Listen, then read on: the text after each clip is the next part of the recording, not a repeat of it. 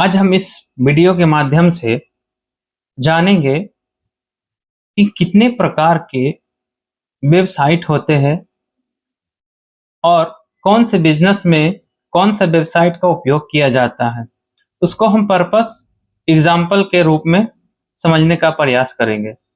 तो आपसे अनुरोध है कि अगर आप एक बिजनेसमैन हैं, अगर आप कोई दुकान चलाते हैं, कोई बिजनेस है, आपका ऑफलाइन बिजनेस है, और अगर आप ऑनलाइन ले जाना चाहते हैं या फिर वेबसाइट के जरिए कुछ इनकम बनाना चाहते हैं, वेबसाइट पे अपना इंटरेस्ट शो करना चाहते हैं, उसके रिगार्डिंग कुछ काम करना चाहते हैं, वेबसाइट के थ्रू आप चाहते हैं कि हमारे तक कस्टमर पहुंचे, तो कौन सा वेबसाइट आपके लिए बेहतर होगा। इन सभी बातों की जानकारी के लिए आप हमारे इस वीडियो में अंत तक बने रहें। आपको पूरी जानकारी दी जाएगी और आपको कंफर्म हो जाएगा कि आपके बिजनेस के लिए कौन सा वेबसाइट, किस टाइप का वेबसाइट बेहतर होगा, जो एक बेहतर रिजल्ट ला करके आपके बिजनेस में लोकल से ग्लोबल, ऑफलाइन से ऑनलाइन के साथ साथ लोकल से ग्लोबल जाने का मौका दे सकता है। तो दोस्तों, सबसे पहले तो आप कौन सा बिजनेस करते हैं, आप क्या करते हैं, आप अपना कमेंट में जरूर बताएं हमें। तो हम लोग शुरू करते हैं। वेबसाइट लगभग आपको 10 प्रकार के मेजर होते हैं, जो कि आपके हर एक प्रोफेशन को के हिसाब से आप उसमें समझ सकते हैं कि आपके लिए कौन सा बेहतर होगा। तो सबसे पहला जो होता है, अगर है, वो है ब्लॉग या फिर इंफॉर्मेशनल वेबसाइट। अब इसको ये ब्लॉग क्या होता है, क्यों होता है, क्या कहा जाता है इसको, इसका उपयोग कहाँ किया जाता है। सबसे पहला सवाल है, इसका उपयोग कहाँ किया जाता है, किस पर्पस के लिए इसको बनाया गया। तो इसका पर्पस है शेयर करना अपने एक आर्टिकल्स को, न्यूज को, ट्यूटोरियल्स या ओपिनियन।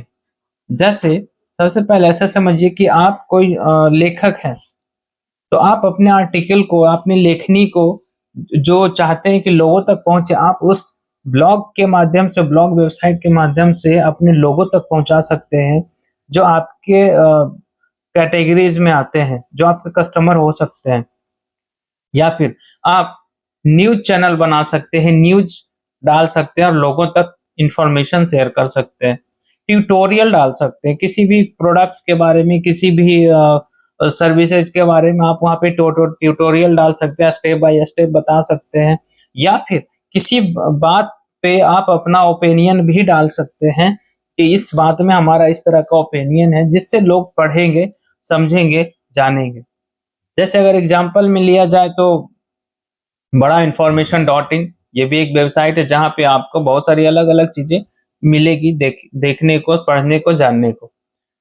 अब इसको किसके लिए ये बेहतर हो सकता है, ये उन लोगों के लिए बेहतर होगा जो ब्लॉगर हैं, एजुकेशन क्षेत्र में काम कर रहे हैं, फ्री में बच्चों को कुछ एजुकेशनल चीजें देनी चाहते हैं। जैसे गवर्नमेंट से कितने तरह का जॉब आ रहे हैं, क्या उसका प्रक्रिया है, कैसे फाइल करना, ये सारी चीजें। या फिर कंटेंट क्रिएटर्स के लिए, इन सभी लोगों के लिए ब्लॉग पेज बेहतर है। सेकंड में अगर देखें तो होता है e commerce website. E commerce किसके लिए है? ई कॉमर्स वैसे व्यक्ति के लिए, वैसे बिजनेसमैन के लोगों के लिए है जो अपने प्रोडक्ट को ऑफलाइन से ऑनलाइन शिफ्ट कर रहे हैं या करना चाहते हैं, या ऑनलाइन कस्टमर को बेचना चाहते हैं। जैसे अमेजोन, फ्लिपकार्ट, ईबे और ब्लैंकिट, ऐसे बहुत सारे कंपनी ऑलरेडी हैं। ये किनके लिए है? जो ऑनलाइन स्टोर ले जाना चाहते हैं, जिनका स्मॉल बिजनेसेज है, या कोई एक अच्छा ब्रांड है जो ऑनलाइन से के द्वारा आप लोगों तक पहुंचाना चाहते हैं, जो अभी तक आपका ऑफलाइन चल रहा है। इससे फायदा क्या है कि आपके लोकल से ग्लोबल होने का एक बेहतर चांस मिलता है। अब होता है कि बिजनेस वेबसाइट या कोई कंपनी का वेबसाइट। अगर आप कोई कंपनी चला रहे हैं, सर्विसेज, जैसे कि कोई सर्विस प्रोवाइडर है आप, तो सर्विस प्रोवाइडर है तो आप तक कस्टमर कैसे पहुंचेंगे, उसके लिए आपको वेबसाइट होना बहुत जरूरी है। तो उनके लिए बिजनेस वेबसाइट बनता है या कंपनी का वेबसाइट बनता है, जिसपे आपके कंपनी, आपके काम, आपके सर्विसेज के बारे में उस पर पूरा डिटेल होता है, जिसके द्वारा कस्टमर आपके काम के बारे में समझते हैं, काम के बारे में जानते हैं, और उनको अगर रिलेवेंट लगता है तो आप तक पहुंचते हैं। फिर है एजुकेशनल वेबसाइट, वैसे वेबसाइट वैसे लोग के लिए है, एजुकेशनल वेबसाइट है जो एजुकेशन के क्षेत्र में काम कर रहे हैं, जो ऑनलाइन लर्निंग मटेरियल्स को प्रोवाइड करने का काम करते हैं, कोर्सेज को प्रोवाइड करते हैं या ट्यूशन देना चाहते हैं। तो इसका एग्जांपल है बायजू.com, फिर तैयारी करो.com, ऐसे ऐसे वेबसाइट है जिसपे बच्चों को, स्टूडेंट्स को कोर्सेज, ट्यूटोरियल्स या फिर लर्निंग मटेरियल्स अवेलेबल कराया जाता है। और ये किसके लिए? जो स्कूल चलाते हैं, जो कोचिंग ओनर्स हैं, जो ई लर्निंग प्लेटफॉर्म बनाना चाहते हैं, इन लोगों के लिए ये एजुकेशनल वेबसाइट बनाया जाता है। अब आते हैं पोर्टफोलियो या पर्सनल वेबसाइट। ये क्या है? पोर्टफोलियो वो चीज होता है जो कि आपका पर्सनल होता है, आपके अपने काम के बारे में होता है। जैसे आप कोई काम कर रहे हैं या कस्टमर के लिए वैसा कोई काम करना चाहते हैं, तो उनके लिए ये पोर्टफोलियो वेबसाइट होता है, जिसमें आप अपने स्किल के बारे में बता सकते हैं, वर्क सैंपल दिखा सकते हैं, जो डेमोस्ट्रेशन जिसको बोलते हैं, अटैचमेंट या अचीवमेंट, या आपने अभी तक क्या क्या अचीवमेंट किया उसके बारे में बता सकते हैं। तो वो उनके लिए है जो पोर्टफोलियो डिजाइन करते हैं, या फिर फ्रीलांसर हैं, या कोई आर्टिस्ट हैं जो अपनी कला को अपने वेबसाइट के जरिए लोकल से ग्लोबल होना चाहते हैं, लोगों तक पहुंचाना चाहते हैं अपने काम को। फिर आता है कम्युनिटी, कम्युनिटी वेबसाइट। अब कम्युनिटी क्या? जिसपे ऐसा वेबसाइट जिसपे लोग आ करके एक सवाल कर सके, एक दूसरे से पूछ सके, आइडियाज शेयर कर सके और उस पे चर्चा कर सके, ये होता है कम्युनिटी। जैसे रेडिट या क्योरा.com आप लोग सर्च करेंगे तो उस तरीके के वेबसाइट होते हैं। फिर है न्यूज या मैगजीन वेबसाइट। न्यूज के लिए भी आप चाहे तो अपनी कंपनी का एक न्यूज चैनल बना सकते हैं। एक तो वो ब्लॉग के द्वारा आप न्यूज बनाते हैं, भेजते हैं लोगों तक, लेकिन दूसरा है कि पर्सनल आप न्यूज चैनल का ही वेबसाइट बनवा लें और अपने अकॉर्डिंग उसको पूरा डिजाइन करवाएं या डिजाइन करें, राइट। ये किन के लिए है? जैसे कि जो न्यूज पब्लिश करना चाहते हैं, आर्टिकल पब्लिश करना चाहते हैं, कोई ट्रेंडिंग टॉपिक पे वो काम करते हैं, उनके लिए ये न्यूज या मैगजीन वेबसाइट था। अब आता है वेब एप्लीकेशन या SaaS वेबसाइट। वेब एप्लीकेशन का मतलब हुआ कि आपके लिए सॉफ्टवेयर का जो काम करते हैं, जो सॉफ्टवेयर डेवलपमेंट में काम कर रहे हैं, उनके लिए बेहतर है। जिनको सॉफ्टवेयर का रिक्वायरमेंट है उनके लिए बेहतर है। अब है SaaS वेबसाइट। क्या होता है? SaaS वेबसाइट ऐसा है जो ओवर द इंटरनेट आपको सर्विस प्रोवाइड किया जाता है। सॉफ्टवेयर के लिए आपको अलग से लैपटॉप या डेटा कुछ भी करने का जरूरत नहीं है।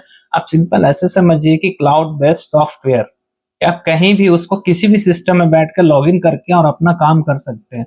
आपको उसके लिए कोई टूल्स लेकर के घूमना नहीं है, आपको अपना लिंक याद रखना है, यूजर आईडी पासवर्ड याद रखना है, ठीक है। जैसे कि canva.com, आप एक लॉगिन बना लीजिए, कहीं भी कैनवा लॉगिन करिए और अपना काम कर लीजिए। फिर है इंटरटेनमेंट या मीडिया वेबसाइट। इंटरटेनमेंट मीन्स आप लोगों को मनोरंजन करने के लिए यूज कर सकते हैं। जैसे किसी को जैसे गाना.com है, तो क्या करता है, वो गाना उस पर अपलोड होता है और लोग उसको गाना को एंजॉय करते हैं, सुनते हैं। मूवी या फिर शोज वगैरह जो आता है उसके लिए, जैसे यूट्यूब है, नेटफ्लिक्स है, गाना.com है, सावन है, तो ये सारे क्या है, ये इंटरटेनमेंट वेबसाइट है, मीडिया वेबसाइट। फिर आता है non profit organisation, non profit NGO website, जो कि सोशल वर्क को प्रमोट कर रहे हैं, मार्केट में डोनेशंस कलेक्ट करते हैं और अपडेट भी मार्केट में देते हैं। जैसे कोई एजुकेशन पे काम कर रहा है, जैसे मेरा खुद का है बागेश्वरी शिक्षण संस्थान फाउंडेशन, जो बच्चों को एजुकेशन में मदद करने का काम कर रही है। हमारे एक मित्र का है जो मेडिकल में हेल्प करते हैं। तो इसी तरीके से आप उसके लिए आप स्पेशल वेबसाइट बनवा सकते हैं, जिसके द्वारा आप सोशल वर्क को दिखा सकते हैं जो आप कर रहे हैं, डोनेशन कलेक्ट कर सकते हैं, अपने अपडेट्स को शेयर कर सकते हैं, लोगों को उसमें ऐड कर सकते हैं। तो इस तरीके से आप अलग अलग बिजनेस के लिए अलग अलग वेबसाइट का उपयोग कर सकते हैं।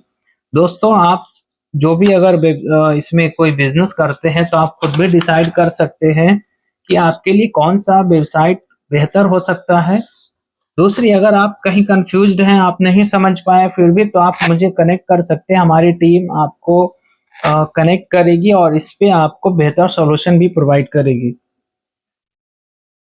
दोस्तों, अगर ये जानकारी आपको अच्छी लगे तो आप आगे अपने दोस्तों के बीच शेयर कर सकते हैं, जिनका कोई बिजनेस है, जो ऑनलाइन जाना चाहते हैं, लोकल से ग्लोबल जाना चाहते हैं, उनके लिए ये बेहतर एक नॉलेज हो सकता है।